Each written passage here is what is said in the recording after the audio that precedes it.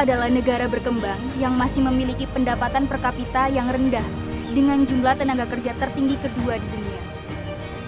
Dalam kancah internasional, Asia Tenggara menduduki regional tertinggi kedua dengan tingkat kefatalan kecelakaan kerja. Oleh karena itu, pekerja harus dilindungi oleh sistem manajemen dan bidang kesehatan dan keselamatan kerja.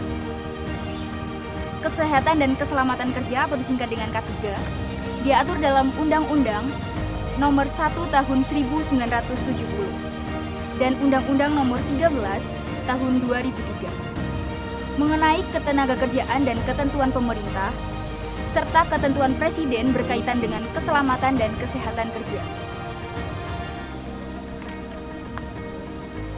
Semua ketentuan tersebut diperuntukkan untuk seluruh pekerja baik di bidang darat, air, maupun udara. Pada dasarnya, setiap pekerja di Indonesia wajib dan berhak atas jaminan keselamatan dan kesehatan bekerja.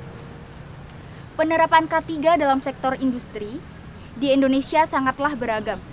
Yang pertama, dari sektor konstruksi, di mana proyek pembangunan infrastruktur memerlukan ratusan tenaga kerja dengan risiko bahaya yang beragam.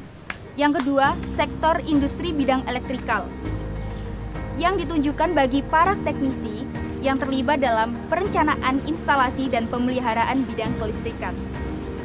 Dan yang terakhir, yang ketiga, sektor industri bidang mekanikal yang mencangkup mesin-mesin yang digunakan sebagai alat produksi pada pabrik pelaksanaan operasinya.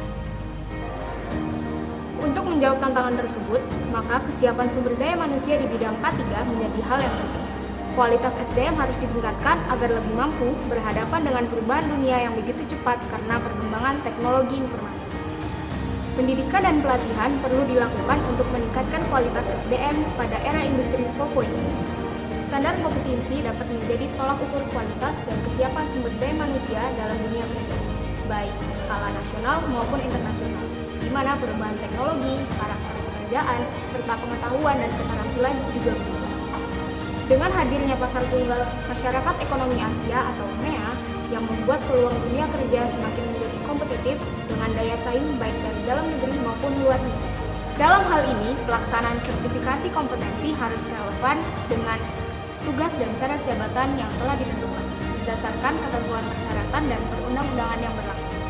Oleh sebab itu, Badan Eksekutif Mahasiswa Fakultas Teknik Universitas Negeri Malang akan memberikan wadah bagi mahasiswa dan umum untuk membuka wawasan terkait peranan K3 dan kompetensi kerja di era industri 4.0. Badan Eksekutif Mahasiswa Fakultas Teknik Universitas Negeri Malang mempersembahkan Seminar Nasional Strategi Pengembangan IPTEK dalam bidang K3 untuk meningkatkan kompetensi kerja mahasiswa demi mewujudkan kapabilitas SDM pada era industri 4.0.